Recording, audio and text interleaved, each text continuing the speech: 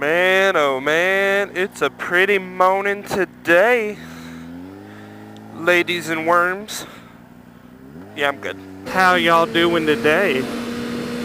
Oh yeah, it's gonna be a real nice. If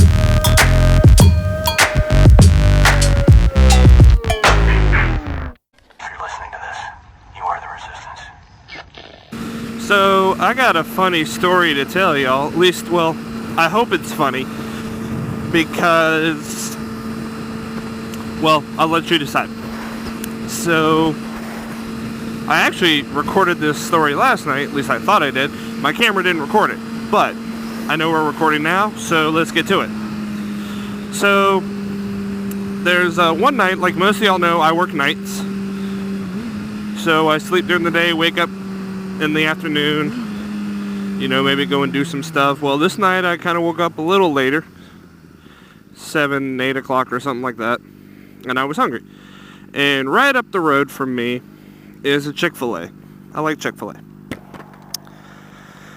And so I was driving over there. Let me finish this story when I can actually get moving, because nobody wants to see a vlog while sitting at a light, especially in traffic here. So, I'm going to go and get Chick-fil-A, and it's like 7 o'clock, 8 o'clock at night. I don't have to be at work for like another few hours. So I'm I'm barely even dressed. I got haven't even showered yet, and, just shorts, t-shirt. I don't even think I put on shoes. I got twigs and shit coming out of my hair. And, if I can get my neck strap here to stay buckled. There we go. And so I'm going there, and it's maybe not even half a mile up the road. And as I'm going there, I notice on the sidewalk, as I'm driving to it on the opposite sidewalk on the other side of the road, I see somebody pushing a rather big vehicle. I wouldn't say rather big in the sense. At first, I thought it was somebody just pushing a scooter, to tell you the truth. I thought it was somebody pushing a scooter. Scooter ran out of gas, and they were pushing it somewhere. Well, as I get closer, I recognize the headlight on the front, and I recognize it. My blinker's been on forever, man. I recognize it as it's a Gixxer headlight. I'm like, okay, this guy's pushing a motorcycle. So now, my friendly biker spidey sense kicks in, and I pull over to the road and see if he needs help or anything. Jesus, I did not even see that car. Just to see if he needed any help. And he's like, yeah, my battery fried out on me or something. I was like, well, I got a wheel chock in the bed of the truck. I got a ramp. I got tie-down strips. I can help you get you where you need to go. He's like, dude, that would be awesome, man. I greatly appreciate it. So I'm like, okay, I'm about to do a good deed for my night. Get some of that sweet karma coming my way. At least I hope so. I'll let you decide later on in this story. So, pull over to the side of the road, and we get his bike to the other side of the road, where I am, and start loading it into the bed of the truck. Get it up there, get it strapped down. And then, luckily he was on his way, maybe a block from where I was. He lived in, the next neighboring apartment complex. So it's not like I had to go very far. But, we're sitting there, and I told him, I ride too, and I got a bike as well, and tell him what I ride, and, all this other stuff. Just talking how normal bikers talk to each other. And get him to his place. He's got an apartment complex where they've got separate attached garages elsewhere, one of the kinds where you can rent from the apartment complex. That evidently him and his roommate also has a bike, and he opens it up and he shows me the bikes, and said that his roommate really likes to do the whole LED lighting thing, and so he turned the roommate's bike on and showed me that, and I thought it was kind of cool. But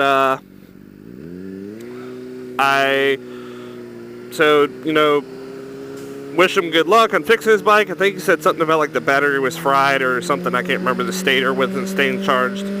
But wish him good luck, and I went about my way. And I'm sitting there thinking that night, I was like, yeah, I did something good. I helped somebody.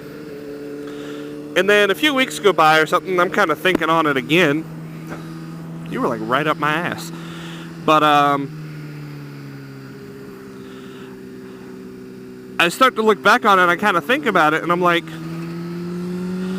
I really hope that it's just in my head and that my explanation is the correct explanation. And so the thought that gets into my head is, I've seen guys run out of gas and stuff on videos, and I've ran out of gas myself, and so I know what it's like to push a bike. Now, one of my things I sit there and think of is, like I said, he wasn't that far from where he lived. He was like maybe a block away, if that. Like I maybe had to drive 5 minutes, tops. But I noticed that when I picked him up,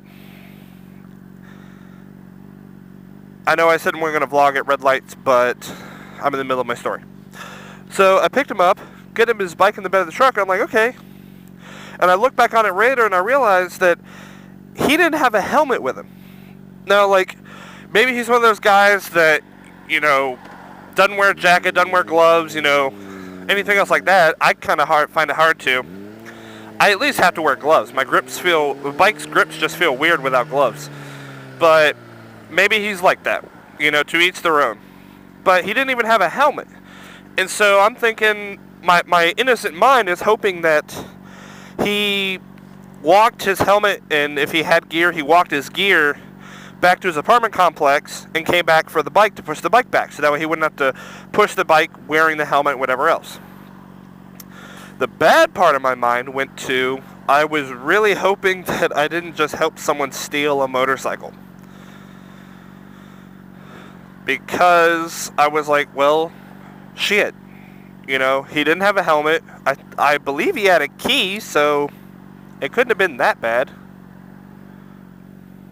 But I was just kind of hoping that I did not help somebody steal a motorcycle. Because I can't imagine what I would do if my bike got stolen. And I would pray that I did not help that happen to somebody else. But that was my funny little story for, well, some of you may find it funny. Some of you who have probably had a bike stolen probably thinks it sucks. I promise you, I did not do it on purpose. Should that have been the case. But I'm hoping that my initial reaction is correct and that he just brought his gear back to him, back to his apartment, and that all is right with the world. Don't you do it. You were like right close to my lane. Don't do it. So you guys make of that story what you will. Leave me what your thoughts are in the comments. And hopefully I will see you guys. Well, you'll see me. I won't see you. On the next video. Y'all take it easy. Peace out. So here's another thing. Okay, so I realize I'm not going to add the peace out part into this video because this is going to be a rambling video. But I'm sure maybe Yummy can attest to this. I don't know. I know I asked Chase about this in a Twitch stream one time. But don't you guys hate it when, you got your helmet. Maybe it's a fairly worn-in helmet or, it's a brand new helmet kind of deal. And, like in my case, this Armada that I'm wearing. But, it's a fairly new helmet. I maybe only had it a few months, if that. Damn. What up, Corvette? But, when I originally bought the helmet and measured my head for the helmet, because the nice thing I like about Icon is that, I'm a large in the variant, and so I'm a large in almost every other damn helmet they got. Woo! What up? So,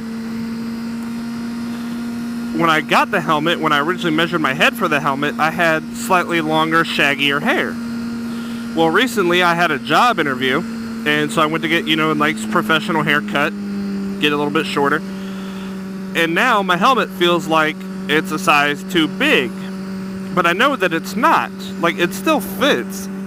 It occasionally, may have like a little bit of wiggle room, but overall it still fits. I could be a little bit snugger, but like I said, overall still fits. But don't you hate that? You know, you get a haircut or something, and next thing you know, your helmet doesn't fit. It's just kind of a bugging pain in the ass.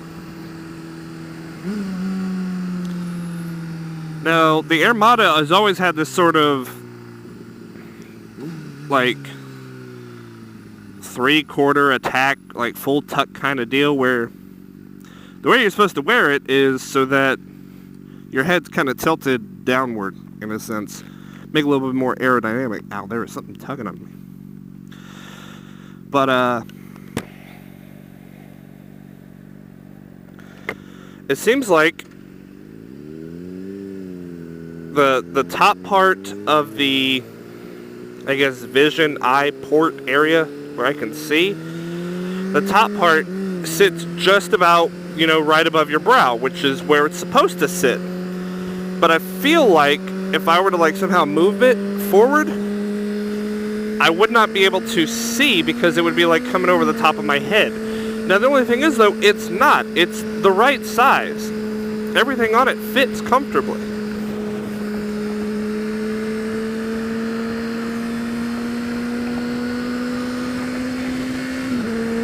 So I know it's the right size, but it's just, it like comes right into my line of vision. What up, officer? And it's just kind of annoying.